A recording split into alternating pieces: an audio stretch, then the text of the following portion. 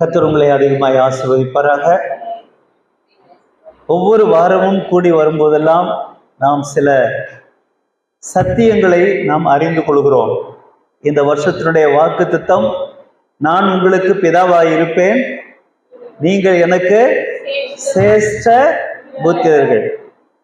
ஒவ்வொரு வாரமும் யாரெல்லாம் சிரேஷ்ட புத்திரர்கள், முதற்பேரானவர்கள் என்பதை நாம் சிந்தித்துக் கொண்டு வருகிறோம். 38 வருஷ காலமாய் படுத்த படுக்கையாக குளத்திலே அருகே, பெதஸ்தா குளத்தின் அருகே வியாதி படுக்கையில் இருந்தவனை ஆண்டவர் ரட்சித்தார், குணமாக்கினார், சுகம் கொடுத்தார். அவனுடைய பாவங்களை எல்லாம் தேவன் மன்னித்தார். அவனுக்கு தகுதியில்லாத அவனுக்கு ஆண்டவர் சிரேஷ்ட புத்திரன் என்ற பாக்கியத்தை இலவசமாய் கொடுத்தார். மகனே என்று ஆண்டவர் அவனை அழைத்தார். அல்லேலூயா, கர்த்தருக்கு ஸ்தோத்திரம் உண்டாவதாக. போன வாரத்திலே திமிர்வாதக்காரனை ஆண்டவர் குணமாக்கி அவனை மன்னித்து மகனே என்று அழைத்து அவனுக்கு ஆண்டவர் பரிபூர்ண விடுதலை சுகத்தையும் தந்து ஜனங்கள் எல்லாரும் ஆச்சரியப்படத்தக்கதாக தேவன் அதிசயங்களை தேவன் செய்ததாக வேதத்தில் வாசிக்கிறோம். அவனையும் ஆண்டவர் குணமாக்கி சிரேஷ்ட புத்திரனாக தேவன் அவனை மாற்றினார் என்று பார்க்கிறோம். அல்லேலூயா, அல்லேலூயா, கர்த்தருக்கு மகிமை உண்டாவதாக. இன்றைக்கு அதே போல ஒரு விசேஷித்த ஆசீர்வாதம் பெற்ற ஒரு காரியத்தை நாம் வாசித்து சத்தியத்தை தியானிக்கலாம். அல்லேலூயா. லூக்கா சுவிசேஷம் 7ஆம் அதிகாரத்தை திருப்பிக் கொள்ளுங்கள்.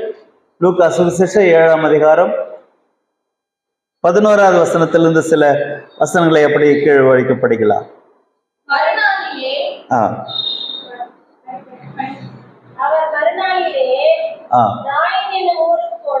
போனார்.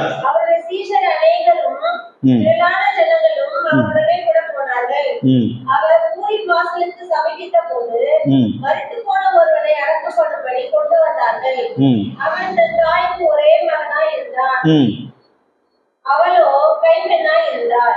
ஊராரில் வெகு ஜனங்கள் அவளுடனே கூட வந்தார்கள். கர்த்தர் அவளை பார்த்து அவள் மேல் மனதுருகி அழாதே என்று சொல்லி கிட்ட வந்து பாடையை தொட்டார். அதை சுமந்தவர்கள் நின்றார்கள். அப்பொழுது அவர், வாலிபனே எழுந்திரு என்று சொல்லுகிறேன் என்றார். மரித்தவன் எழுந்து உட்கார்ந்து பேசத் தொடங்கினான். அவனை அவன் தாயிடத்தில் ஒப்புவித்தார். எல்லாரும் பயமடைந்து, மகா தீர்க்கதரிசியானவர் நமக்குள்ளே தோன்றியிருந்தார் என்றும் தேவன் தமது ஜனங்களை சந்தித்தார் என்றும் சொல்லி தேவனை மகிமைப்படுத்தினார்கள். தேவனை மகிமைப்படுத்தினார்கள். ஜனங்களை கர்த்தர் சந்தித்தார். அல்லேலூயா. இந்த கடைசி நாட்களிலே ஆண்டவர் ஜனங்களை சந்திக்கக்கூடிய ஒரு காலம். என்னை சந்தித்தவர், உங்களை சந்தித்தவர், இந்த மறைமலர் பட்டணத்தில் இருக்கிற எல்லா மக்களையும் ஆண்டவர் சந்திக்கிறவராயிருக்கிறார். அல்லேலூயா, கர்த்தருக்கு ஸ்தோத்திரம் உண்டாவதாக.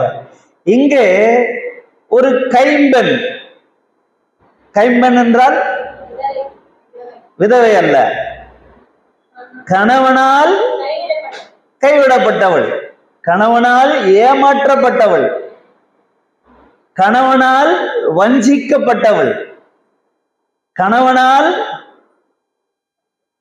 பராமரிப்பு இல்லாமல், கணவனுடைய உதவி இல்லாமல் பலவிதமான நெருக்கத்திலே அவள் ஏமாற்றப்பட்டவள், நம்பி மோசம் போனவள். ஸ்தோத்திரம். அல்லேலூயா. அவனுக்கு எத்தனை பிள்ளை? அவளுக்கு ஒரே. அப்படின்னா பாத்துக்குங்க, அவன் புருஷங்காரன் ஏமாத்திட்டு போயிட்டான். குழந்தை கொடுத்துட்டு கை விட்டுட்டான்.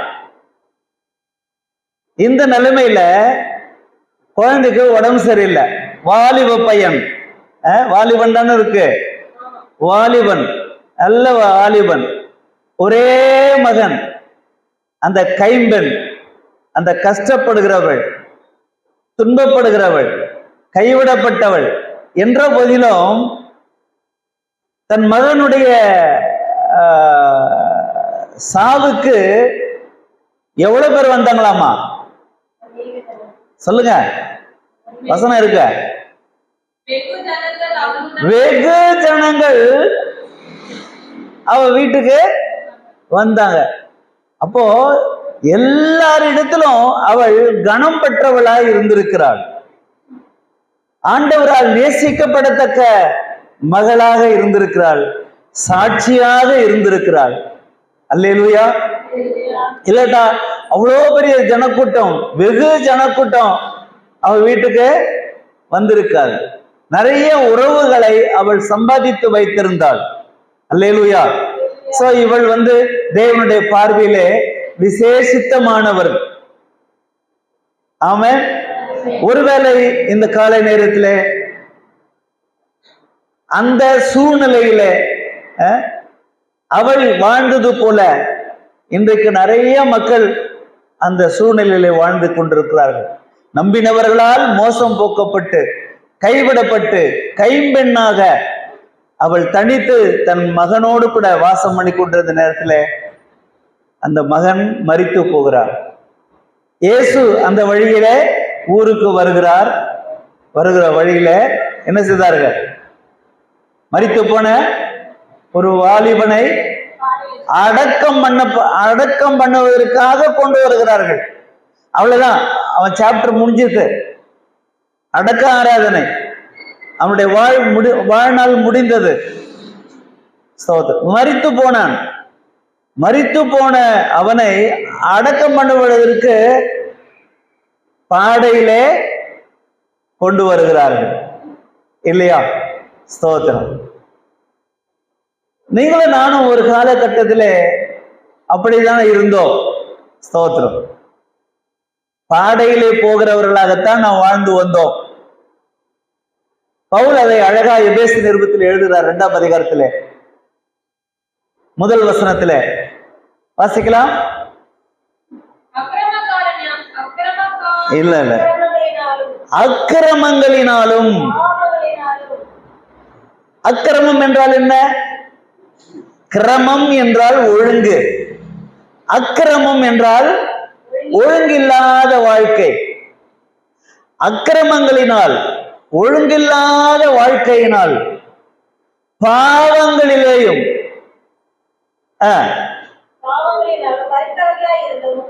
மரித்தவர்களாய் இருந்த உங்களையும் என்னையும் இயேசு என்ன செய்தார்? உயிர்ப்பித்தார். அல்லேலூயா. அப்போ இயேசு அந்த மகளுடைய அழுகையை பார்த்து மனது உருகினாராம். அப்படிதான் இருக்கு வசனம். மனது உருகி. நம்முடைய ஆண்டவர் யார் தெரியுமா? மனம் உருக்கம் உள்ள தெய்வம், மனது உருகுகிற தெய்வம், இரக்கமுள்ள தெய்வம், கிருபை பொருந்தின தெய்வம். அல்லேலூயா, அல்லேலூயா, அல்லேலூயா. கர்த்தருக்கு ஸ்தோத்திரம் உண்டாவதாக. ஆகவே தான் வேதத்திலே வாசிக்கின்றோம். வாசிக்கலாம். 103ஆம் சங்கீதம் 13வது வசனம்.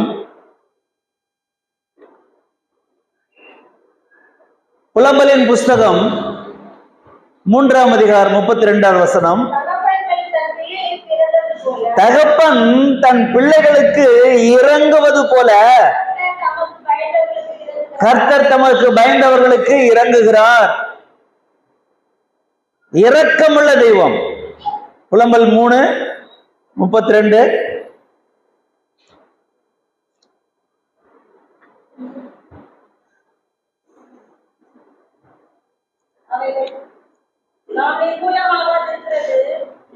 நாம் நிர்மூலமாக இருக்கிறது கர்த்தருடைய கிருபையே,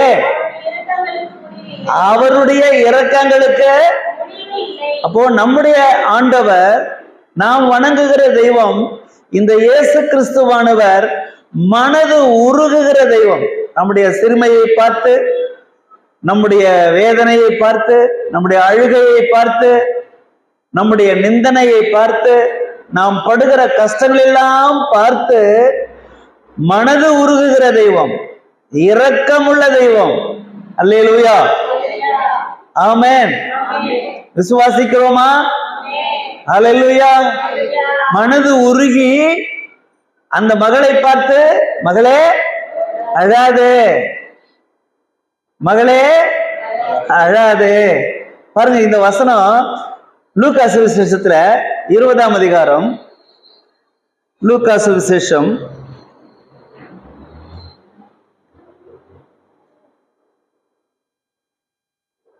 15வது வசனத்தை பார்க்கலாம்.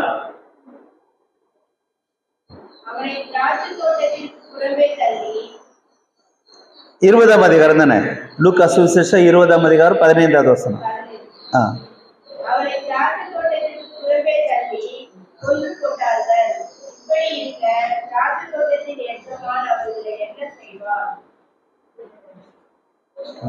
மத்தேயு சுவிசேஷம் பாருங்க,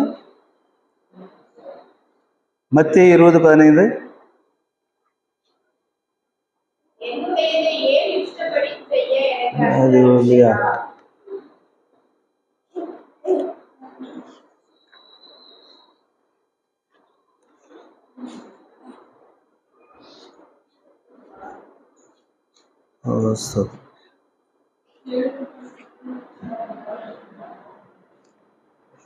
ஆண்டவராகிய இயேசு கிறிஸ்து 15:20.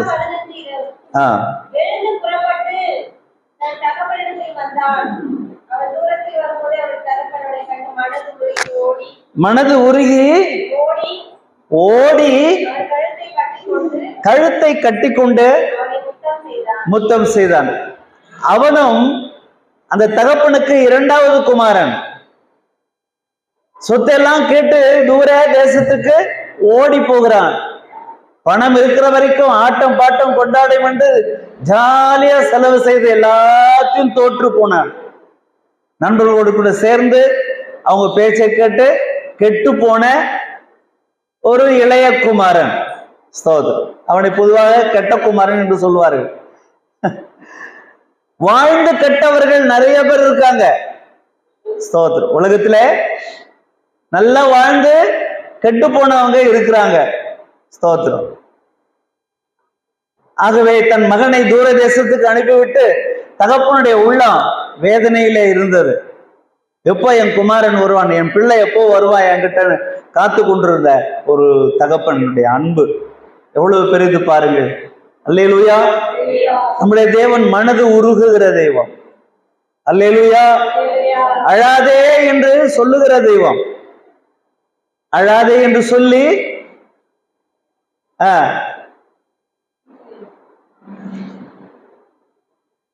அழாதே என்று சொல்லி கிட்டே வந்து பாடையை தொட்டார். அதை சுமந்தவர்கள் நின்றார்கள். வாலிபனே எழுந்திரு. உயிர்ப்பித்தா. உடனே என்ன செய்தான் வாலிபன்? எழுந்து உட்கார்ந்து பேச தொடங்கினான். அல்லேலூயா, அல்லேலூயா, ஸ்தோத்திரம். ஆண்டவர் மரித்தவர்களை உயிர்ப்பிக்கிற தெய்வம், மரணத்தை ஜெயித்த தெய்வம். இந்த மரணம் பாவம் என்ற 2 சத்துருக்களையும் ஜெயித்து காட்டினவர் நம்முடைய ஆண்டவராய் இயேசு கிறிஸ்து. அல்லேலூயா. இன்றைக்கு உலகம் முழுவதும் பாவம், பாவத்தின் சம்பளம் மரணம். வாசிக்கலாம் ரோமர் 6:23. ரோமர் 6:23.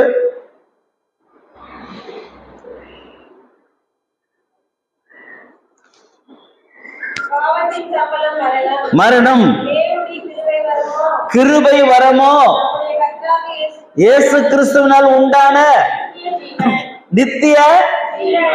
அப்போ பாவம் மரணம். அப்போ பாவத்தின் சம்பளம் மரணம். அப்போ பாவமும் மரணமும் ஒரு சாபமாக இருக்கிறது. இந்த சாபத்திலிருந்து, அதாவது பாவம் ஒரு சாபம், மரணமும் ஒரு சாபம். எப்படிப்பட்ட பணக்காரனா இருந்தாலும், பெரிய பெரிய பதவியா இருந்தாலும், ராஜாதி ராஜாக்களா இருந்தாலும் எல்லாரும் இன்றைக்கு மரித்து அடக்கம் பண்ணப்பட்டிருக்கிறார்கள். ஆனால் இயேசு கிறிஸ்துவை விசுவாசிக்கிறவர்களுக்கு மரணம் இல்லை, மரண பயமும் இல்லை. ஆனால் இந்த சரீரம் அடக்கம் பண்ணப்படுகிறது இல்லையா? ஆனால் உள்ளுக்குள்ளே, உள்ளான மனசனிலே நமக்கு மரண பயம் இருக்கக்கூடாது. அல்லேலூயா. மரணத்தை குறித்து நாம் தெளிவு பெற வேண்டியவர்களாக இருக்கிறோம். கர்த்தருக்கு ஸ்தோத்திரம். ஏனென்றால் இயேசு கிறிஸ்துவை நாம் ஏற்றுக்கொண்டதினால, இயேசு மரணத்தை ஜெயித்தது போல நீங்கள் நானும் ஒரு நாளிலே மரணத்தை நாம் ஜெயித்து உயிரோடு எழுவோம். அதுதான் தேவன் நமக்கு கொடுத்த வாக்குத்தத்தம். இந்த வாக்குத்தத்தத்தை நாம் விசுவாசிக்க வேண்டும். யோவான் சுவிசேஷம் 11ஆம் அதிகாரம் 25வது வசனத்தை படிக்கலாம். யோவான் சுவிசேஷம் 11ஆம் அதிகாரம் 25வது வசனம். இயேசு அவளை நோக்கி, நானே உயிர்த்தெழுதலும் ஜீவனமாயிருக்கிறேன். என்னை விசுவாசிக்கிறவன் மரித்தாலும் அப்போ மரித்தாலும் என்றால் என்ன? எல்லாருக்கும் வர மரணம் தான் நமக்கும் வரும். ஆனால் நாம் விசுவாசத்தோட மரிக்கிறோம். ஒரு சிலர் விசுவாசம் இல்லாமல் மரிக்கிறார்கள். அல்லேலூயா. சோ விசுவாசத்தோடு மரிக்கிறவர்களுக்கு ஆண்டவர் உயிர் கொடுக்கிறார், மறுபடியும் உயிர் தெழ வைக்கிறார். இதுதான் வாக்குத்தத்தம். இந்த வார்த்தையை நாம் விசுவாசிக்கின்றோம். அல்லேலூயா. ஆமென். அல்லேலூயா. சோ மரித்தாலும் அவன் பிழைத்துக் கொள்வான், உயிர்ப்பிக்கப்படுவான். ஸ்தோத்திரம். இதுதான் விசேஷம். விசுவாசிக்கிறவர்களுக்கும் விசுவாசியாமல் இருக்கிறவர்களுக்கும். ஆக வாழ்க்கை ஒரு வாழ்க்கை தான். நாம் ஒரு முறை தான் மரிக்க போகிறோம். அல்லேலூயா. ஒரு முறை பிறந்து விட்டோம், ஒரு முறை மரிக்க போகிறோம். விசுவாசத்தோடு நாம் மரிக்கிறவர்கள் பாக்கியவான்கள். ஏனென்றால் மரணத்துக்கு பிற்பாடு இயேசு மரணத்தை ஜெயித்து உயிரோடு இருந்தது போல, இயேசுவை விசுவாசிக்கிறவர்கள் மரித்தாலும், சொல்லுங்க, மரித்தாலும் பிழைப்பார்கள். அல்லேலூயா. சோ பழைய ஏற்பாட்டிலே 1 ராஜாக்களின் புஸ்தகத்திலே ஒரு உதாரணத்தை வாசிக்கின்றோம். 17ஆம் அதிகாரம் 21வது வசனத்திலே 1 ராஜாக்கள் 17ஆம் அதிகாரம்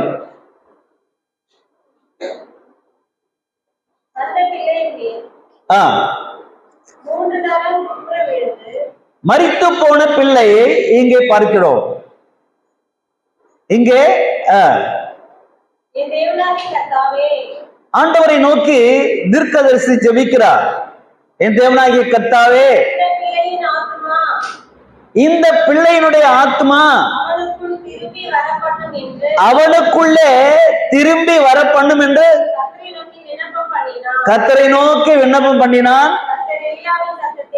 கர்த்தர் எலியாவின் சத்தத்தை கேட்டார். பிள்ளையினுடைய ஆத்துமா அவனுக்குள்ளே, அப்போ அவனுடைய சரீரத்திலிருந்து பிரிந்து போன அந்த ஆத்மாவை மரணம் இல்லையா, அந்த பிரிவுதான் மரணம் என்று சொல்லுகிறோம். ஸ்தோத்திரம். இங்கே ஆத்மா என்ற வார்த்தையை நாம் படிக்கின்றோம். நம் ஒவ்வொருவருக்குள்ள ஒரு விலையேற பெற்ற பொக்கிஷம் உண்டு, ஆத்மா இருக்கிறது. ஆகவேத்தான் இயேசு சொன்னார், உலகம் முழுவதையும் ஆதாயப்படுத்திக் கொண்டாக தன் ஆத்மாவை நஷ்டப்படுத்தினால் அவனுக்கு லாபம் என்ன? உலகத்திலே வாழ்ந்து லாபம் என்ன? உலகத்தை அவன் ஓடி லாபம் என்ன? உழைத்து லாபம் என்ன? சம்பாதித்து லாபம் என்ன? அவன் பதவிகளையும் பட்டம் பதவிகளையும் அனுபவித்து லாபம் என்ன? வரும்போது ஒண்ணு கொண்டு வரலையே, போகும்போது ஒன்னும் கொண்டு போக போறது இல்லையே. அவன் வாழ்ந்து என்ன லாபம்? அப்படினால் ஆத்மா எவ்வளவு முக்கியம் பாருங்கள். நம்முடைய ஆத்மா தேவனுடைய பார்வையிலே விலையேற பெற்றது. ஆகவே தான் வேதத்திலே வாசிக்கிறோம். எசேக்கியேல் 18ஆம் அதிகாரம் 4வது வசனத்தை பாருங்கள். எசேக்கியேல் 18ஆம் அதிகாரம் 4வது வசனம்.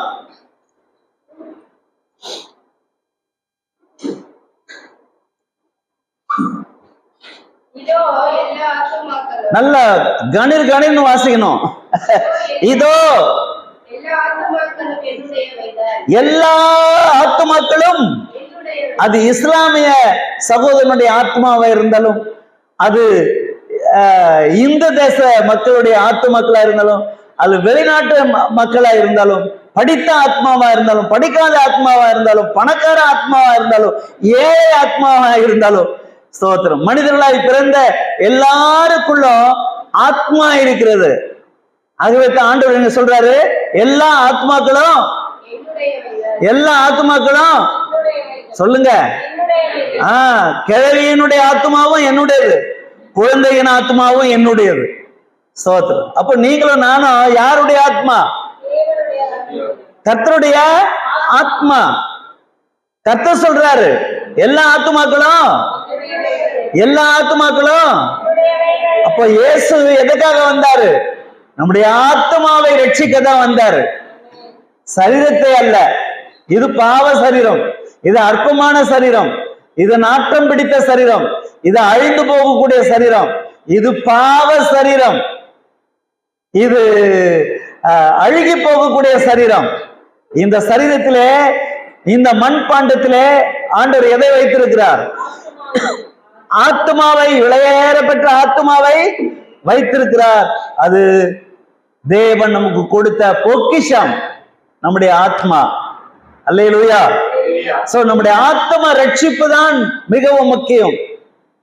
ஆத்மாவை தேவன் மீட்டுக் கொள்ளத்தான் இந்த பூமிக்கு வந்தார். அல்லேலூயா. ஏனென்றால் எல்லா ஆத்மாக்களும் யாருடையது? எல்லா ஆத்மாக்களும் யாருடையது? சத்தமா சொல்லுங்க. எல்லா ஆத்மாக்களும் யாருடையது? ஆனால் இன்றைக்கு தங்களுடைய ஆத்மாக்களை அவர்கள் யாருக்கும் ஒப்பு கொடுத்திருக்கிறார்கள் பாருங்கள். தெய்வம் அல்லாதவைகளுக்கு தன்னுடைய ஆத்மாவை ஒப்பு கொடுக்கிறார்கள் இல்லையா? மனிதர்களுக்கு தன்னுடைய ஆத்மாக்களை ஒப்பு கொடுக்கிறார்கள் இல்லையா? அப்படியே நெஞ்சில ஒரு பச்சை குத்தி வச்சிருப்பாங்க, அப்படியே ஒரு ஹார்ட் போட்டு ஒரு அம்பு வந்து அப்படி குத்துற மாதிரி. பார்த்திருக்கீங்களா? பார்த்திருக்கீங்களா? ஸ்தோத்திரம். அன்புக்கு அடையாளமாக இல்ல சொல்லுகிறார்கள். சில காதல் ஜோடிகளை பார்த்தா என் உயிரேன்னு பாடுறாங்க இல்லையா? ஆனா ஆத்மா தான் ரொம்ப முக்கியம். அந்த உயிர் யாருக்கு சொந்தம்? கர்த்தருக்கு சொந்தம். அத மனுஷனுக்கு கொடுக்க கூடாது, அது மற்ற யாருக்கும் கொடுக்க கூடாது, பறவைகளுக்கு கொடுக்க கூடாது, மிருகங்களுக்கு கொடுக்க கூடாது, ஊரும் பிராணிகளுக்கு கொடுக்க கூடாது. ஆனால் இன்றைக்கு மனிதர்கள் அவைகளுக்கு தன்னுடைய உள்ளத்தை, தன்னுடைய ஆத்மாவை கொடுத்து பாவம் செய்து ஆத்மாவை கெடுத்து அவன் நஷ்டப்பட்டு கொண்டிருக்கிறான், நஷ்டப்படுத்திக் கொண்டிருக்கிறான். ஆகவே தான் இயேசு சொன்னாரு, உலகம் முழுவதையும் ஆதாயப்படுத்தின ஆத்மாவை நஷ்டப்படுத்தினால் அவனுக்கு லாபம் என்ன என்று ஆண்டவர் கேட்கிறார். லாபம் ஒண்ணும் இல்லையே. சோதரம். ஆகவே படைத்தவருக்கு, நம்முடைய ஆத்மாவை படைத்தவருக்கு நம்முடைய ஆத்மாவை கொடுக்க வேணும். ஆகவே தான் உரிமையோடு சொல்லுகிறார், எல்லா ஆத்மாக்களும் சொல்லுங்க, எல்லா ஆத்மாக்களும் இயேசுவுடையவைகள், இயேசுவுக்கு சொந்தம். அந்த ஆத்மாவை பாவம் அற கழுவி சுத்திகரித்து அந்த ஆத்மாவை மீட்டுக் கொள்ளத்தான் இயேசு இந்த உலகத்திலே வந்து ரத்தம் சிந்தினார். ஆத்ம ரட்சிப்பை நமக்கு சம்பாதித்து கொடுத்தார். இதை அநேகர் விசுவாசிப்பது இல்லை. நீங்களும் நானும் அதை விசுவாசிக்கிறோம். அல்லேலூயா. சோ எல்லா ஆத்மாக்களும் யாருடையது? சொல்லுங்க, யாருடையது? உங்களுடைய ஆத்மா யாருக்கு சொந்தம்? கர்த்தருக்கு சொந்தம். இதை நீங்கள் நன்றாக அறிய வேண்டும். ஆகவே ஆத்துமாக்களை கொள்ளை அடிக்கிறவன் பிசாசு. யோவான் சுவிசேஷம் 10ஆம் அதிகாரம் 10வது வசனத்தை படிக்கலாம். யோவான் சுவிசேஷம் 10ஆம் அதிகாரம். திருடன் திருடவும் கொல்லவும் அழிக்கவும். பாருங்க, திருடன் யாரு உலகத்துல? பிசாசு. பிசாசு தான் திருடன் என்று அழைக்கப்படுகிறது. இயேசுவே சொல்றாரு, சாத்தான் யாரு? திருடன். அவன் ஆத்துமாக்களை திருடுகிறவன், பொய் சொல்லி ஏமாற்றி ஆத்துமாக்களை கொள்ளையடிக்கிறவன் பிசாசு. அழிக்கிறவன், கொல்லவும் அழிக்கவும் கொலை செய்ய வருகிறான், மரணத்தை கொடுக்க வருகிறான், ஆத்தும மரணத்தை. அன்பு தம்பி, தங்கச்சி, சகோதர, சகோதரிகளே, உங்களுடைய ஆத்துமாக்களை பிசாசு கொள்ளை கொண்டு போகாதபடி நீங்கள் ஜாக்கிரதையாய் காத்துக்கொள்ள வேண்டும். பாவம் செய்யாமல் உங்கள் ஆத்துமாக்களை காத்துக்கொள்ள வேண்டும். ஏனென்றால் மரணம் எப்போது வந்து நமக்கு தெரியாது. ஸ்தோத்திரம். இயேசு கிறிஸ்துவை விசுவாசித்தால் நீங்களும் உங்கள் வீட்டார் ரட்சிக்கப்படுவீர்கள். அல்லேலூயா, அல்லேலூயா. கொல்லவும் அழிக்கவும் வருகிறானே அல்லாமல் வேறொன்றுக்கு வரான். நானோ அந்த ஆத்துமாக்களுக்கு, அல்லேலூயா, ஆத்துமாக்களுக்கு. அப்ப ஆத்துமா சாகக்கூடாது, சாகக்கூடாது, நரகத்துக்கு போகக்கூடாது. ஸ்தோத்திரம். ஆக ஆத்ம மரணம் தேவனுடைய பார்வையிலே கொண்டு வர வேண்டும். ஆத்ம மரணத்திலே தேவனுக்கு பிரியமில்லை. ஆத்துமாக்கள் ரட்சிக்கப்படுவதுதான் தேவனுக்கு பிரியம். அல்லேலூயா. உங்களுடைய ஆத்துமாக்கள் ரட்சிக்கப்பட வேண்டும், மீட்கப்பட வேண்டும், பாவமர கழுவப்பட வேண்டும். நீங்கள் ஆண்டவருக்கு சொந்தமானவர்கள். அல்லேலூயா. நீங்கள் மறந்து போகக்கூடாது. இது நீங்கள் விசுவாசிக்க வேண்டும். எல்லா ஆத்துமாக்களும் என்னுடையது என்று கர்த்தர் சொல்லுகிறார். வாசிங்க, மறுபடியும் வாங்க. எசேக்கியேல் 18க்கு வாங்க. எல்லா ஆத்துமாக்களும் என்னுடையது. எப்படியோ மகனுடைய ஆத்மாவும். அல்லேலூயா. தகப்பனுடைய ஆத்மா பெரிய ஆத்மா, மகனுடைய ஆத்மா சின்ன ஆத்மா. ஸ்தோத்திரம். சின்ன ஆத்மாவும் என்னுடையது, பெரிய ஆத்மாவும் என்னுடையது. அல்லேலூயா. ஆமா, கர்த்தருக்கு ஸ்தோத்திரம் உண்டாவதாக. அப்ப அந்த ஆத்மா சொல்றாரு, என்னுடையதை சொல்றாரு. தகப்பனுடைய ஆத்மா எப்படியோ அப்படியே மகனுடைய ஆத்மாவோ என்னுடையது. என்ன சொல்றாரு?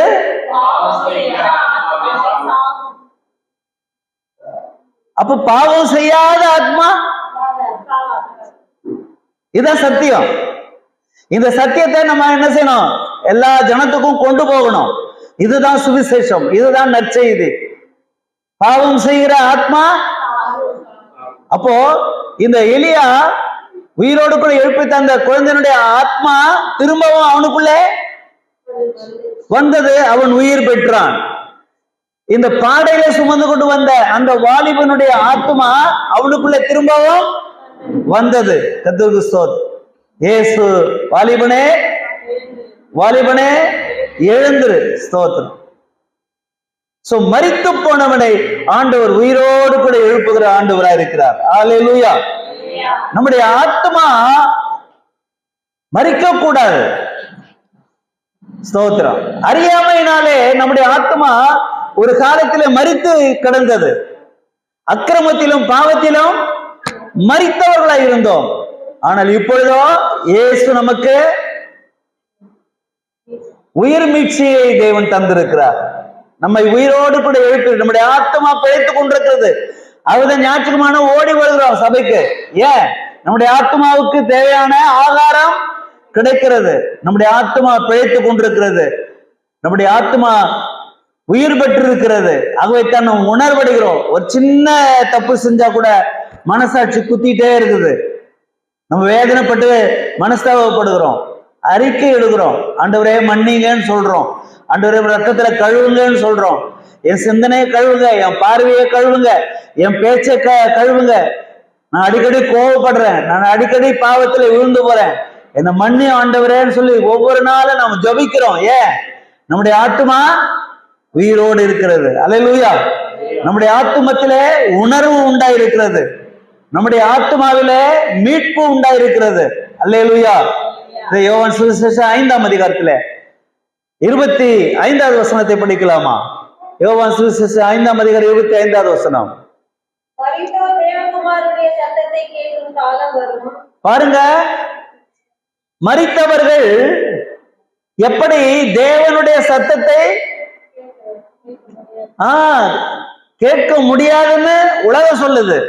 ஆனா பைபிள் என்ன சொல்லுது? மரித்தவர்கள் தேவனுடைய சத்தத்தை கேட்கும் காலம் காலம் காலம் காலம் வரும். அல்லேலூயா. என்ன காலம் வரும்? மரித்தவர்கள் எல்லாரும் தேவனுடைய சத்தத்தை கேட்கும் காலம் வரும். அந்த காலத்துக்கு தான் நாம் காத்து கொண்டிருக்கிறோம். அந்த காலத்தை தான் நாம் விசுவாசிக்கிறோம். அல்லேலூயா. அப்போ மரித்தவர்கள் எல்லாரும் தேவனுடைய சத்தத்தை கேட்கும் காலம் வரும். அது அது அந்த அர்த்தம் என்ன? நம்முடைய ஆத்மா, உலக ஜனங்களுடைய ஆத்மாக்கள் பாவத்திலும் அக்கிரமத்திலும் செத்து விட்டது. அவர்கள் தேவனுடைய சத்தத்தை கேட்டுக் கொண்டிருக்கிறார்கள். அல்லேலூயா.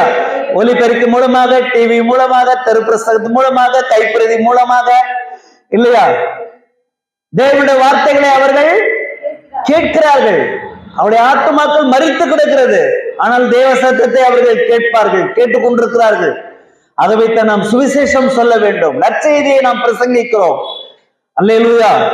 நேரம் கிடைத்தாலும் நேரம் கிடைக்காமல் போனாலும் நாம் வருகிறவர்களுக்கு போகிறவர்களுக்கு நாம் ஆண்டவராய் இயேசுவை நாம் அறிமுகப்படுத்துகிறோம். தேவ சத்தத்தை அவர்கள் கேட்கிறார்கள். அல்லேலூயா. ஆனா நடக்கிறது என்ன தெரியுமா? 21 அதிகாரம், யோவான் சுவிசேஷம் 21 அதிகாரம் 5ஆம் அதிகாரம் 21வது வசனம். இதுல 25 அது வாசித்து முடிச்சிருங்க. 25 வாசித்து முடிச்சிருங்க. வந்திருக்கிறது அந்த சத்தத்தை கேட்கிறவர்கள், அந்த சத்தத்தை கேட்கிறவர்கள் என்று மெய்யாகவே உங்களுக்கு 2 முறை வரும்ல, மெய்யாகவே மெய்யாகவே. ஆண்டவர் ஒரு முறை இல்லையா சொல்றது 100 முறை சொல்ற மாதிரி அர்த்தம். ஆனா 100 முறை இதுல எழுத முடியாது. ஆனா மெய்யாகவே அப்படின்னா என்ன அர்த்தம்? கேரண்டி, கேரண்டி கொடுக்கிறாரு. ஸ்தோத்திரம். வாரண்டி இல்ல, கேரண்டி. அல்லேலூயா. சோ நம்முடைய ஆண்டவர் கேரண்டி கொடுக்கிறவர். என்ன கேரண்டி கொடுக்கிறாரு? என் சத்தத்தை யாரெல்லாம் கேட்கிறாங்களோ அவங்க எல்லாம் பயிற்சிக்குவாங்க. அல்லேலூயா. அது எசேக்கியேல் 37ஆம் அதிகாரத்துல ஒரு நல்ல டேஸ்டான சம்பவம் இருக்குது. வாசிங்க பார்க்கலாம். எசேக்கியேல் 37ஆம் அதிகாரம். ஸ்தோத்திரம். எலும்புகள் நிறைந்த ஒரு பள்ளத்தாக்கிலே எசேக்கியேல் தீர்க்கதரிசியை கொண்டு போய் ஆண்டவர் நிறுத்தி வைக்கிறார். நடக்க பண்ணினார். பள்ளத்தாக்கின் வெட்ட வெளியிலே மரித்து போன மனிதர்களுடைய எலும்புகள் திரளாய் கிடந்தது. அப்படியே காஞ்சி, அப்படியே வெறும் எலும்புகள் அப்படியே கலகலன்னு காஞ்சி, மண்டவோடு, கை தனி, கால் தனி, இல்லையா, இந்த முதுகெலும்பு, விலா எலும்பு எல்லாம் வெறும் வெறும் எலும்புகள் நிறைந்த பள்ளத்தாக்கு. ஸ்தோத்திரம். மரித்து போனவர்கள். அப்போ ஆண்டவர் தீர்க்கதரிசியை பார்த்து கேட்கிறாரு, மனுபுத்திரனே, இந்த எலும்புகள் எல்லாம், காய்ந்து போன இந்த எலும்புகள் எல்லாம், மரித்து போன இந்த எலும்பு கூடுகள் எல்லாம் உயிரடையுமா? அல்லேலூயா. இவனுக்கு ஒண்ணுமே புரியல.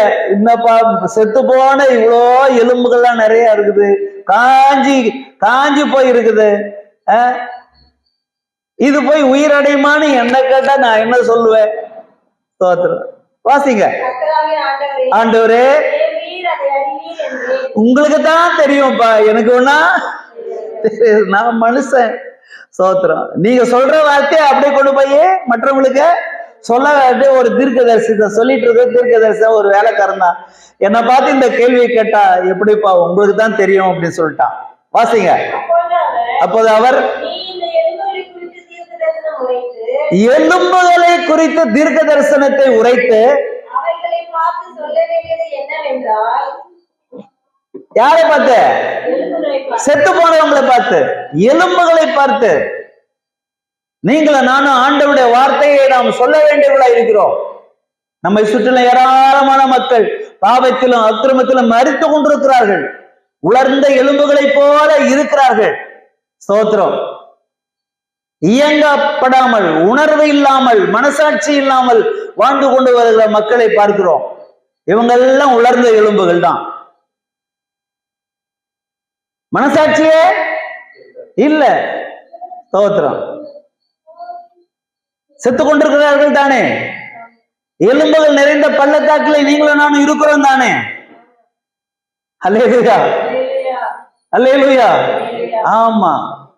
சின்ன வயசு குழந்தைய என்ன செய்யறான்? கெடுக்கிறான் இல்லையா? சின்ன பிள்ளைங்க பீடி சிகரெட் குடிச்சு ரோட்ல போகுதுங்க.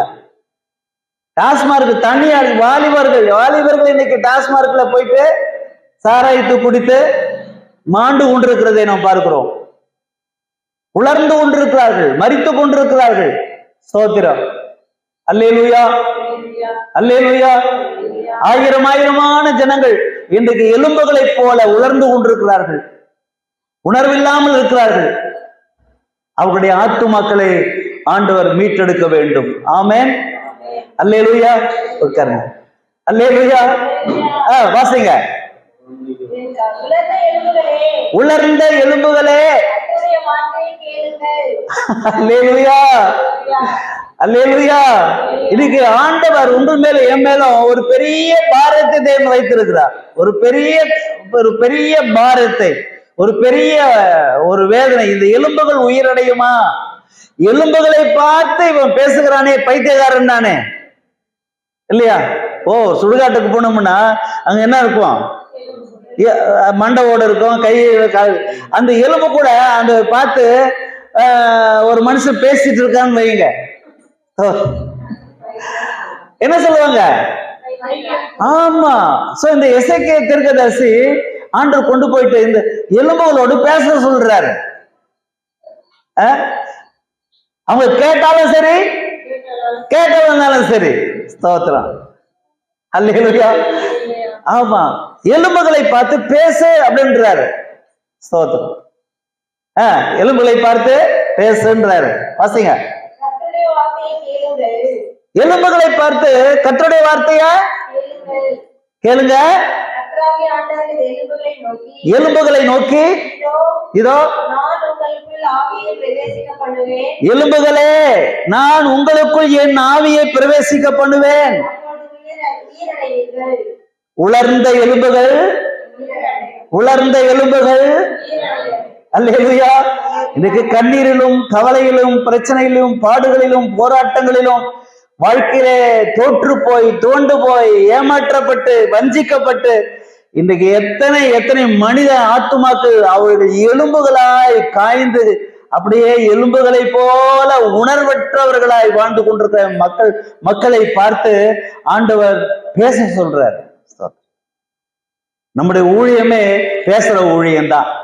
நம்முடைய வேலையே பேசுற வேலைதான். அல்லேலூயா. வாய்ப்பு கிடைக்கும் போதெல்லாம் மக்களுக்கு சத்தியத்தை எடுத்து சொல்லி அவர்களோடு பேச வேண்டியதுதான். ஐயோ, அவங்க கேட்கலையேன்னு விட்டுடக்கூடாது. கேட்டாலும் சரி, கேட்கலாம் சரி, ஆண்டோட வார்த்தைய பேசிடணும். அதுதான் நம்முடைய வேலை. அல்லேலூயா. ஆத்துமகளுக்கு கூடி வந்தாலும் கூடி வரலனாலும் பேச வேண்டிய சத்தியத்தை பேசிட்டே இருக்க வேண்டியதுதான் சாகர வரைக்கும். அல்லேலூயா. நிச்சயம் ஒரு நாளிலே இந்த உலர்ந்த எலும்புகள் எல்லாம் நிச்சயமா என்ன செய்யும்? நிச்சயமா என்ன செய்யும்? ரட்சிக்கப்படும், மீட்கப்படும், அவங்களுடைய ஆத்துமாக்கள் விடுதலையாக்கப்படும். ஆமென். மரண பயத்திலிருந்து விடுதலை. அல்லேலூயா. எதுல இருந்து விடுதலை? மரண பயத்திலிருந்து விடுதலை. ஸ்தோத்திரம். மரண பயமே இல்லாத ஒரு வாழ்க்கை, மரணம் இல்லாத வாழ்க்கை ஆண்டவராய் இயேசு நமக்காக சிலுவிலே சம்பாதித்து கொடுத்திருக்கிறார். அதை நாம் விசுவாசிக்க வேண்டும். ஆமென். அல்லேலூயா, அல்லேலூயா. சோ மரணத்தின் மேல் நமக்கு ஜெயமுள்ள வாழ்க்கை, பாவத்தின் மீது அந்த சாபத்தின் மீது நமக்கு ஒரு ஜெயமுள்ள வாழ்க்கையை தேவன் கொடுக்கிறார். ஆமென். அல்லேலூயா. வாசிங்க ரோமர் 8ஆம் அதிகாரம் 2வது வசனத்தை. ரோமர் 8ஆம் அதிகாரம் 2வது வசனத்தை வாசிக்கலாம்.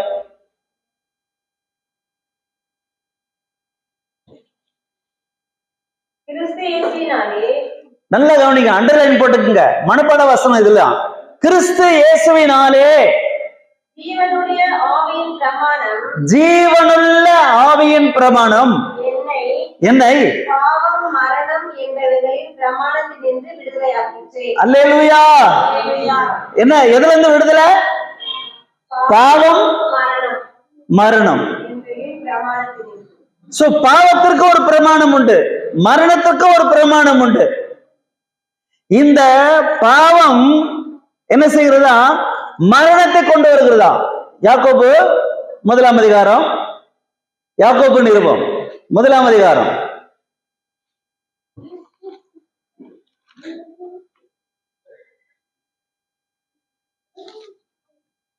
12வது வசனத்திலிருந்து படிங்க. சோதனையை சகிக்கிற மனுஷன் பாக்கியவான், விளங்கின பின்பு அன்பு கூழுக்கு ஆயத்தப்படுத்தின ஜீவ கிரீடத்தை பெறுவான். நல்ல கவனிங்க, சோதிக்கப்படுகிற எவனும், பைபிள் சொல்லுது கடவுள் என்ன ரொம்ப சோதிக்கிறாருங்க. ஸ்தோத்திரம். கடவுளுக்கு கண்ணு இருக்கா, காது இருக்கா தெரியல. எனக்கு ஏன் இவ்வளவு பெரிய சோதனை? கடவுள் என்ன ரொம்ப ரொம்ப சோதிக்கிறாரு அப்படின்னு நிறைய பேர் சோர்ந்து செத்து போயிடுறாங்க, எலும்புகளா மாறிடுறாங்க, காய்ந்து போறாங்க, சோர்ந்து போறாங்க, உணர்வற்றவர்களாய் வாழ ஆரம்பிச்சிடுறாங்க. ஏன்னா சோதனை தாங்க முடியல. அந்த பைபிள் சொல்லுது, நான் தேவனால் சோதிக்கப்படுகிறேன் என்று சொல்லாதிருப்பானாக. அல்லேலூயா. ஏன் வாசிங்க. பொல்லாங்கினால் சோதிக்கிறவர் அல்ல. தேவன் நம்மள பொல்லாங்கினாலே சோதிக்கிறவர் அல்ல. அல்லேலூயா. இன்னைக்கு மக்கள் தெய்வத்தை பற்றி தவறான எண்ணம் கொண்டிருக்கிறார்கள், தப்பா புரிஞ்சுக்கிட்டு இருக்கிறாங்க. ஆண்டவரை, நம்ம இயேசுவை ரொம்ப தப்பா புரிஞ்சுட்டு இருக்கிறாங்க. என்ன, இயேசு ரொம்ப நம்மளை சோதிக்கிறாரு, கடவுளை நம்மளை ரொம்ப சோதிக்கிறாரு சொல்லக்கூடாது. அவர் பொல்லாங்கினால் நம்மை சோதிக்கிறவர் அல்லனா அல்லதான். சோதரம். அல்லேலூயா. நம்மை சோதிக்கிறவர் அல்ல. அப்போ எப்படி சோதனை வருது வாசிங்க. சொந்த விருப்பத்தினாலே, சொந்த ஆசையினாலே, சொந்த இச்சையினாலே அப்படியே இழுக்கப்பட்டு என்ன அழகான வசனம் பாருங்க. அதனால பைபிள் படிக்கணும். ஆமென். இந்த பைபிளை படிக்க படிக்க படிக்க உங்களுடைய ஆத்மா உயிரடையும். சங்கீதம் 19:7 என்ன வாசிக்கிறோம்? சங்கீதம் 19:7. அல்லேலூயா. வேதம், பரிசுத்த வேதம், கர்த்தருடைய வேதம் குறைவற்றதும் நம்முடைய ஆத்மாவை, சொல்லுங்க, என்னுடைய ஆத்மாவை உயிர்ப்பிக்கிறதுமா இருக்கிறது. அப்ப செத்து கொண்டிருக்கிற நம்முடைய ஆத்மா உயிரடையணுமா? அல்லேலூயா. இப்ப எலும்புகள் உயிரடையுமா அப்படின்னு கேட்டா உயிரடையும். நீ பேசு, என் வசனங்களை, என் வார்த்தைகளை, பைபிள்ல எழுதப்பட்டிருக்கிற வார்த்தைகளை, சத்தியத்தை நீ பேசு, அது உயிர் அடையும். அல்லேலூயா, ஆமென். கேட்டாலும் சரி, கேட்கலாம் சரி, பேசிட்டே இரு. ஸ்தோத்திரம். நிச்சயம் அது ஒரு நாள் உயிர் அடையும். அல்லேலூயா. சோ உங்களுடைய ஆத்துமாக்கள் உயிர் அடைந்து விட்டால் ஸ்தோத்திரம், மறுபடியும் அதற்கு சாவே இல்லை. அல்லேலூயா. அது பாவம் செஞ்சாதான் அந்த ஆத்மா சாகும். பாவம் செய்யலன்னா அந்த ஆத்மா சாகவே சாகாது. ஆமென். அப்ப நம்ம சாகிற கூட்டம் அல்ல, நம் சாகாத கூட்டம், விசுவாசிகள் கூட்டம். ஆமென். அல்லேலூயா. சோ விசுவாசிக்கிறவர்களுக்கு என்ன இல்லை? மரணம் இல்லை. கர்த்தருக்கு ஸ்தோத்திரம் உண்டாவதாக. ஆகவே தானே எபிரேயர் நிருபம் 2ஆம் அதிகாரம் 14வது வசனத்தில் பாருங்க. எபிரேயர் நிருபம் 2ஆம் அதிகாரம் 14வது வசனத்துல இருந்து, ஆதலால் இருக்க பிள்ளைகள் மாம்சத்தையும் இரத்தத்தையும் உடையவர்களா இருக்க அவரும் அவர்களைப் போலவே உடையவரானார். நல்ல கவனிங்க, மரணத்துக்கு அதிகாரியாகிய பிசாசு, அப்படிதான் இருக்கு பைபிள்ல. ஸ்தோத்திரம். அப்போ மரணத்துக்கு அதிகாரி எப்படி ஆனா அவனுக்கு யாரு இந்த அதிகாரம் கொடுத்தது? பாவம் செய்கிற ஆத்துமாக்கள் எல்லாம் பிசாசுக்கு சொந்தம். அந்த பாவத்திலிருந்து விடுதலையாகி ரட்சிக்கப்பட்டு பாவ மன்னிப்பை பெற்றுக்கொண்டு ரத்தத்தால கழுவப்பட்டு இயேசுவின் நாமத்தை இறுக பிடித்துக் கொண்டிருக்கிற ஆத்துமக்கள் பழிச்சுக்கும். அல்லேலூயா. அதனால்தான் மரணத்துக்கு அதிகாரி பிசாசை தமது மரணத்தினாலே அழிக்கும்படிக்கு ஜீவ காலமெல்லாம் மரண இன்னைக்கு நிறைய ஆத்துமக்கள் மரண பயத்திலேயே செத்து கொண்டிருக்கிறார்கள். மரண பயத்தினாலே அடிமைப்பட்டிருக்கிற யாவரையும் விடுதலையாக்கும்படிக்கு அப்படியானார். எப்படியானார்? தன் பிள்ளைகளைப் போலவே மாம்சத்தை இரத்தத்தை உடையவராக மாறி பாவம் செய்கிற இந்த ஆத்துமாக்களை ஆண்டவர் எடுத்து ரட்சித்து கழுவி சுத்திகரித்து நம்முடைய ரத்தத்தினாலே அவர்களை மீட்டுக் கொள்கிற தேவனா இருக்கிறார். அல்லேலூயா. சோ நீங்களே நானும் மீட்டுக் கொள்ளப்பட்டவர்கள் தானே, அவருடைய பிள்ளைகள் தானே, அப்பா பிதாவை நாம் அவரை கூப்பிடலாம் தானே. அல்லேலூயா. நம்முடைய ஆத்மா உயிரடையும் தானே. இயேசு நம்மை மீட்டுக் கொள்கிற ஆண்டவராய் இருக்கிறார். அல்லேலூயா, அல்லேலூயா, அல்லேலூயா. இயேசு கிட்டே வந்து பாடையை தொட்ட வாலிபனே எழுந்திரு சொன்னாரு. வாலிபன் உயிரடைந்தான். ஆமென். அல்லேலூயா. கர்த்தருக்கு ஸ்தோத்திரம் உண்டாவதாக. எபேசியர் நிருபம் 2ஆம் அதிகாரத்தை மறுபடியும் வாசிக்கலாமா? அக்கிரமங்களிலும் பாவங்களிலும் மரித்து கிடந்த என்னை உயிர்ப்பித்தார், உங்களை உயிர்ப்பித்தார், உயிர் கொடுத்தார். ஆமென். எப்படி? கீழே வாசிங்க. ஒரு காலத்திலே இவ்வுலக வழக்கத்துக்கு ஏற்றபடி கீழ்ப்படியாமையின் பிள்ளைகளிடத்தில் கிரியை செய்கிற ஆகாயத்து அதிகாரியாகி. அப்போ யாரு இங்க யார மென்ஷன் பண்றாரு? ஆகாயத்தில் இருக்கிற பிரபு யாரு? ஆகாய பிரபு யாரு? சாத்தான் தான், பாவம் செய்கிறவன் தான். அவன் பொய்யனும் பொய்யுக்கு பிதாவாயிருக்கிறான். யோவான் 8ஆம் அதிகாரம் 44வது வசனம். டக்குனு வாசி. யோவான் 8ஆம் அதிகாரம் 44வது வசனம்.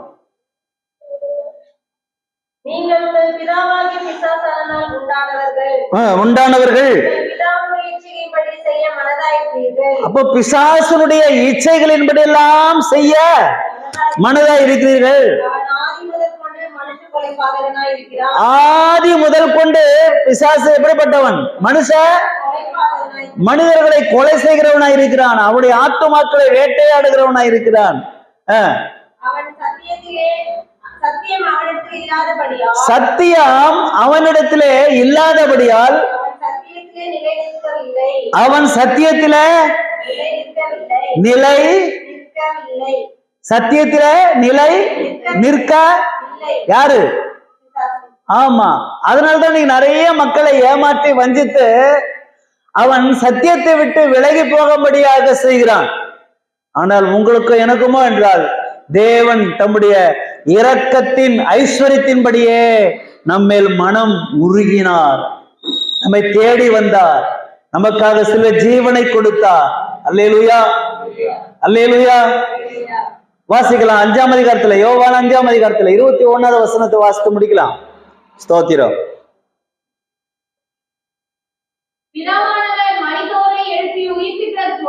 நல்லா கவனிங்க. மரித்தவர்களை தேவன் உயிர்ப்பிக்கிறார். உயிர்ப்பிக்கிறது போல குமாரனும் தமக்கு சித்தமானவர்களை நீங்களும் நானும் அவருடைய சித்தத்துக்குள்ள இருக்கிறோம். ஆகவே தான் இந்த வார்த்தைகளை கேட்டுக்கொண்டிருக்கிறோம். நம்முடைய ஆத்மா உயிரடையுமா? உயிரடைந்திருக்கிறதா? அல்லேலூயா, அல்லேலூயா சொல்லுவோமா? நம்முடைய ஆத்மாக்கள் உயிர் பெற வேண்டும். சுத்த மனசாட்சியை பெற்றுக் கொள்ளுகிறோம். நம்முடைய ஆத்மா உயிரடையும் போது ஒரு சின்ன தூசு அழுக்கு நம்முடைய உள்ளத்திலே பட்டாலும் உடனே உணர்ந்து கொள்கிறோம், விழித்துக் கொள்கிறோம். ஓ, நம்ம செய்யறது தவறு. அல்லேலூயா. ஏன்னா அந்த உணர்வு உயிரோடு இருக்கிறதுனாலதான் அந்த உணர்வு நமக்கு உண்டாயிருக்கிறது. கர்த்தருக்கு ஸ்தோத்திரம். இப்போ டெட் பாடி பிடிச்சிக்கலனாலும் அதுக்கு வலிக்குமா? வலிக்காது. ஏன்னா உணர்வு இல்லை, அது மரித்து போச்சு, அவ்வளவுதான். ஸ்தோத்திரம். ஆனா இயேசு என்ன செய்கிறார்? நம்ம எனக்கு சித்தமானவர்களை சொல்லுங்க, சொல்லுங்க. உயிரா இருக்கிறோமா? உயிரா இருக்கிறவங்கள ஒரு அழில சொல்லுவான். அல்லேலூயா. சோ அந்த அந்த அந்த உயிர் மீட்சி, புதுப்பிக்கப்படுதல், உயிர்ப்பிக்கப்படுதல். இயேசு தமக்கு சித்தமானவர்களை என்ன செய்கிறார்? எதிலிருந்து? மரணத்திலிருந்து உயிர்ப்பிக்கிறார். அப்ப அந்த மரணம் என்பது ஆத்ம மரணம். இந்த ஆத்மா செத்து போகாமல் ஆத்ம மீட்பை நமக்கு கொடுத்து, ரட்சிப்பை கொடுத்து, நம்மளை கழுவி, நம்மை சுத்திகரித்து அவருக்கு சொந்தமானவர்களாய் நம்மை மாற்றிக் கொள்கிறார். அல்லேலூயா, அல்லேலூயா. எசேக்கியேல் திருப்பி வாசித்து முடிச்சிருக்க பார்க்கலாம். எசேக்கியேல் 37. ஸ்தோத்திரம்.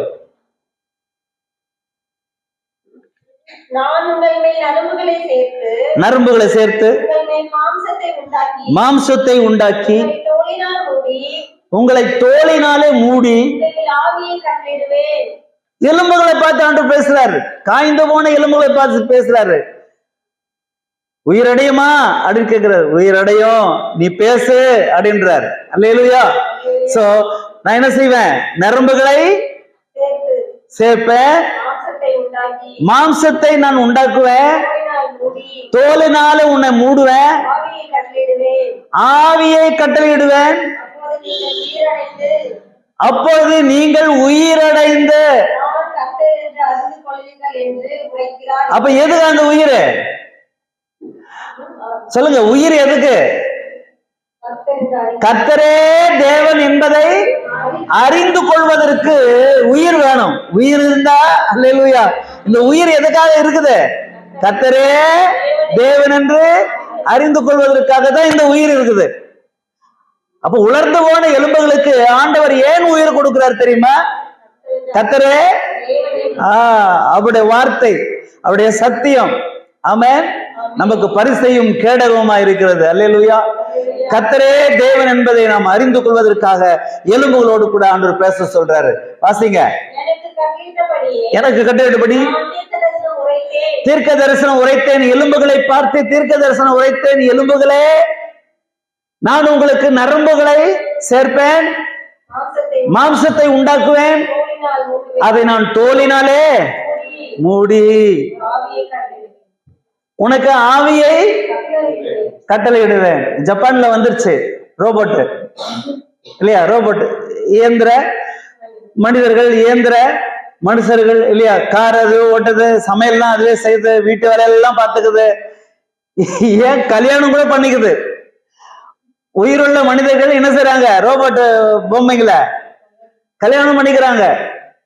அந்த அளவுக்கு விஞ்ஞானம் டெவலப் ஆகி போச்சு. சோத்திரம். இது அந்த காலத்திலேயே ஆண்டவர் வந்து என்ன செய்றாரு? கட்டளை கொடுக்கிறாராமா. உலர்ந்த எலும்புகளுக்கு உயிர் கொடுக்கிறாராமா. சோத்திரம். எதுக்காக உயிர் கொடுக்கிறாரு? கர்த்தரே தேவன் என்று. நம்ம உயிர் எதுக்காக இருக்குது? சொல்லுங்க. நம்ம உயிர் எதுக்காக வச்சிருக்கோம்? நல்லா சொல்லுங்க.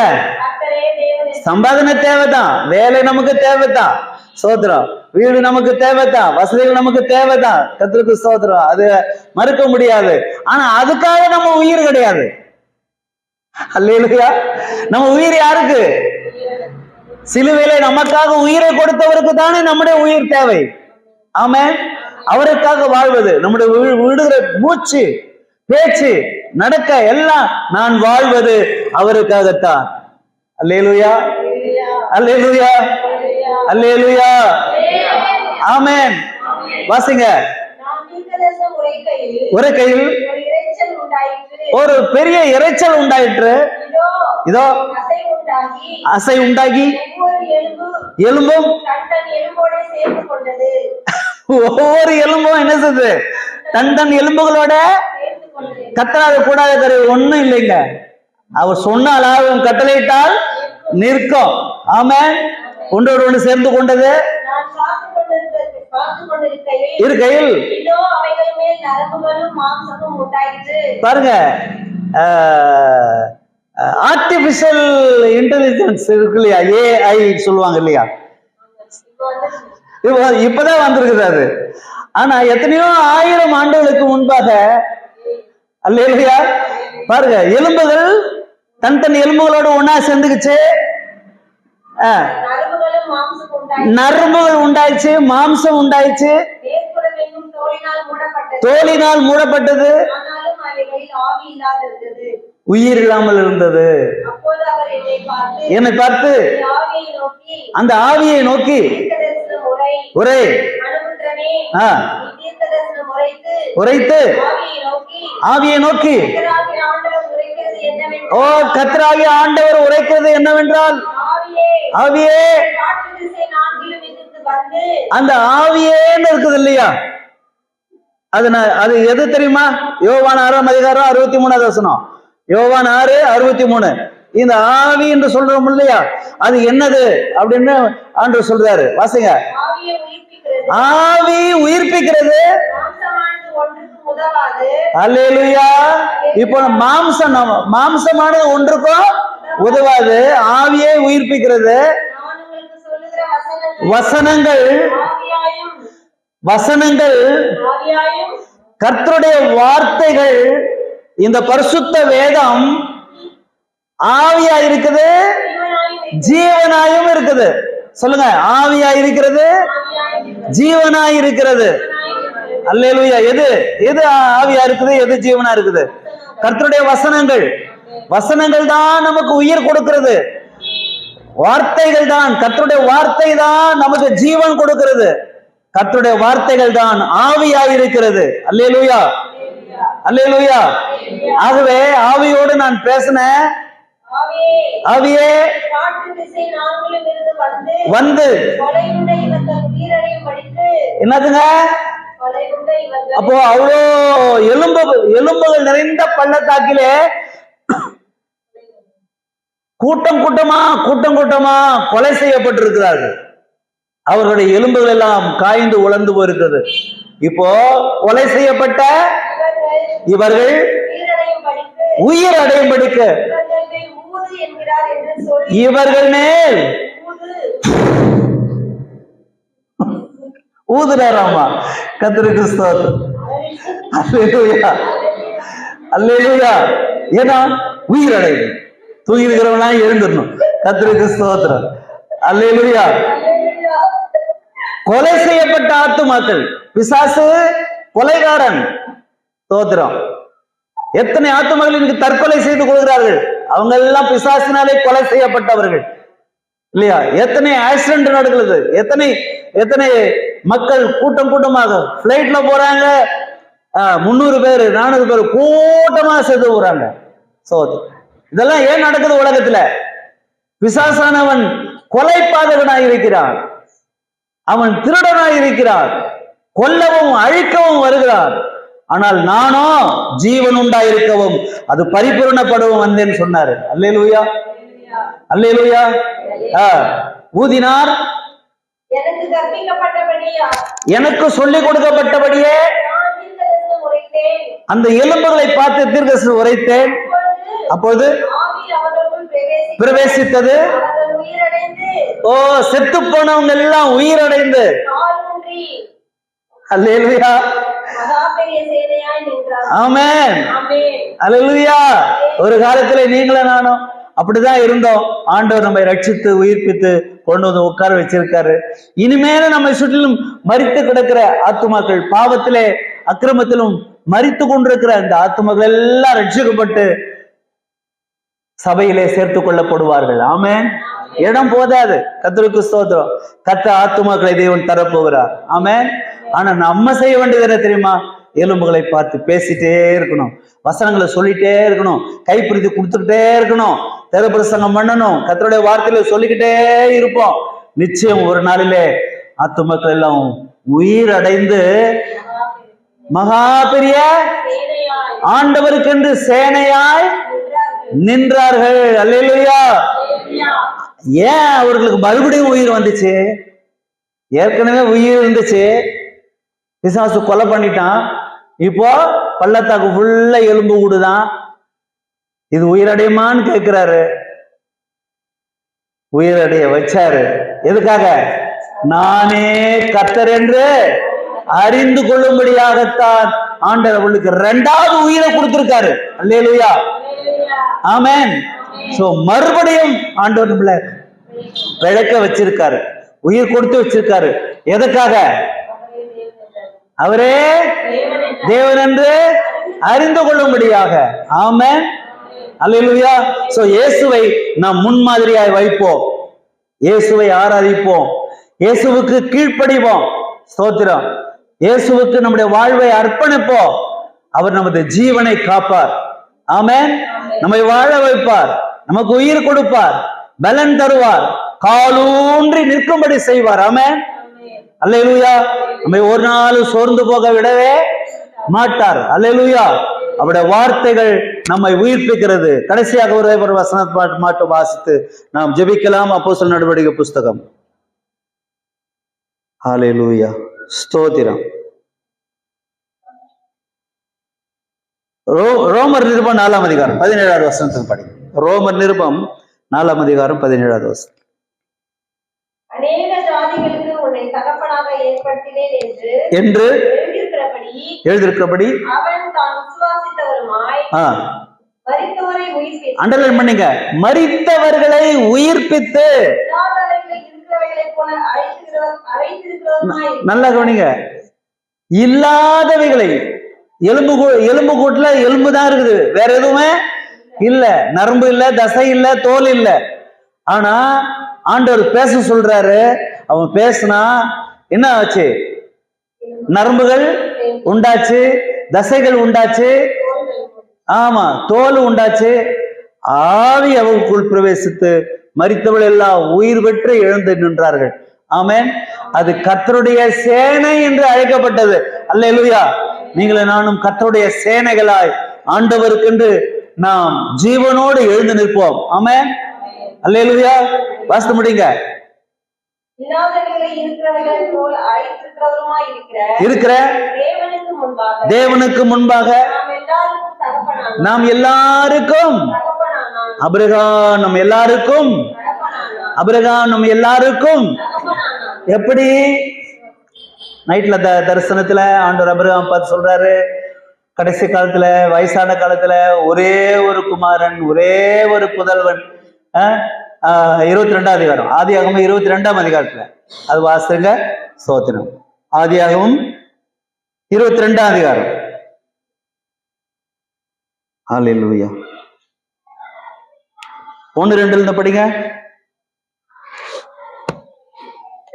இந்த காரியங்கள் நடந்த பின்பு தேவன் ஆபிரகாமை சோதித்தார். ஆபிரகாமை சோதித்தார். அவர் அவனை நோக்கி, நோக்கி ஆ. ஆபிரகாமே என்றார். ஆ. அவன் இதோ அடியேன் என்றான். அப்பொழுது அவர் ஆ. உன் புத்திரனும் ஆ. உன் ஏகசுதனும் உன் நேசகுமாரனுமாக பாரு, மூணு முறை சொல்றாரு. உன் புத்திரனும் ஏகசுதனும் ஏகசுதனும் நேசகுமாரனும் நேசகுமாரன். அல்லேலூயா. அப்ப ஈசாக்கை ஆபிரகாம் எவ்வளவாய் நேசித்தான் இல்லையா? ஸ்தோத்திரம். எவ்வளவாய் நேசித்தான். அவன் தன் மகனை நேசித்த நேசம் ஆண்டவருக்கே கொஞ்சம் பொறாம. இவன் இவ்வளவு காலமா என்ன நேசித்துட்டு இருந்தவன் இப்ப பிள்ளை வந்தவுடனே அவன் பாசமெல்லாம் எங்க பக்கம் போயிடுச்சு? பிள்ளை பக்கம் போயிடுச்சு. அத கரெக்டா சொல்றாரு. ஆபிரகாமே, உன் புத்திரனும் ஏகசுதனும் உன் நேசகுமாரனும் என்ன செய், நாளைக்கு மோரியா மலையில வந்து அவனை எனக்கு ஏங்க காவு கேக்குதுங்க இந்த தெய்வம் ஆபிரகாமை பார்த்து இல்லையா? ஸ்தோத்திரம். அல்லேலூயா, அல்லேலூயா. சோதிக்கிறாரா? இவன் என்ன நேசிக்கிறானா இல்ல நான் கொடுக்கிற ஆசீர்வாதத்தை நேசிக்கிறானா? ஸ்தோத்திரம். அல்லேலூயா. நமக்கு ஆசீர்வாதம் வேணுமா? ஆசீர்வாதத்தை கொடுக்கிற தெய்வம் வேணுமா? சொல்லுங்க. ஆசீர்வாதத்தை சார்ந்து கொடுக்கிற பிள்ளைகள் நாம் அல்ல, ஆசீர்வதிக்கிற கர்த்தரையே சார்ந்து வாழ கற்றுக்கொள்வோம். ஆமென். விசுவாசிக்கிறீங்களா? அல்லேலூயா. ஆபிரகாம் தேவனை விசுவாசித்தான், உடனே கீழ்ப்படிந்தான். ஆமா ஆண்டவரே, உம்மை விட நான் அதிகமா நான் நேசிக்கலப்பா, நீங்க கொடுத்தீங்க, நீங்க கேக்குறீங்க, நான் கொடுத்துடுறேன். ஆமா, அது காலையில இருந்தான். சேனர் பொன்னாடி கிட்ட கூட சொல்லல, இருந்தான். சேனையை கட்டி வச்சா மேல வழி போற வழியில புள்ள கேக்குது, அப்பா நெருப்பு இருக்குது, விறகு இருக்குது, பலி போடுறது எல்லாம் இருக்குது, ஆடு எங்கப்பா? அது சொல்ற, பர்வதத்திலே அது பார்த்துக்கலாமான வா. அல்லேலூயா. கர்த்தருக்கு ஸ்தோத்திரம் உண்டாகுதா. மேல போன பின்னால் தான் தெரியுது அந்த ஆடு நான் தான் அப்படின்னு. ஈசாக்கு மனுஷன் நினைக்கிறான், ஸ்தோத்திரம், என்னை ஏமாத்தி கொண்டு வந்து இப்படி என்னை கொலை பண்ண பாக்குறீங்களே. அல்லேலூயா. ஒரு வார்த்தை கூட கேட்கல, தன் தகப்பனுடைய விருப்பத்திற்கு தன்னை ஒப்பு கொடுத்தான் இந்த ஈசாக்கு. ஸ்தோத்திரம். கையும் காலையும் கட்டி தூக்கி விறகு மேல அடுக்கி கொல்ல போறான். ஆண்டவர் அப்படியே அசந்து போயிட்டாரு. அல்லேலூயா. ஆபிரகாமே கைப்படாத, அதோ நான் இருக்கிறேன், உன்னை சோதிச்சேன்ப்பா. அல்லேலூயா. உன்னை நான் சோதிச்சேன். சோதரன், என்னில அன்பா இருக்கிறாயா இல்லையான்றதை நான் சோதிச்சு பார்த்தேன். நீ ஜெயிச்சிட்ட, உன் விசுவாசம் பெருசு, நான் உன்னை ஆசீர்வதிப்பேன், உன் சந்ததிய பூமியில் உள்ள கடற்கரை மணலத்தனையாய் பெருக பண்ணுவேன். இன்னைக்கு அரபு தேசம் பார்த்துல இஸ்லாமியர்கள் தான் முழுசா இருக்கிறாங்க. அடுத்தது கிறிஸ்தவர்கள் இருக்கிறாங்க உலகம் முழுவதும். எல்லாம் யாருடைய சந்ததி? சொல்லுங்க, யாருடைய சந்ததி? ஆமா. ஆனா புதிய ஏற்பாட்டிலே நீங்களும் நானும் விசுவாசத்தின் தகப்பனாகிய ஆபிரகாமின் சந்ததிகளாக இருக்கிறோம். ஆமென். இவ்வளவு பெரிதான கிருபையை தேவன் நமக்கு தந்திருக்கிறார்.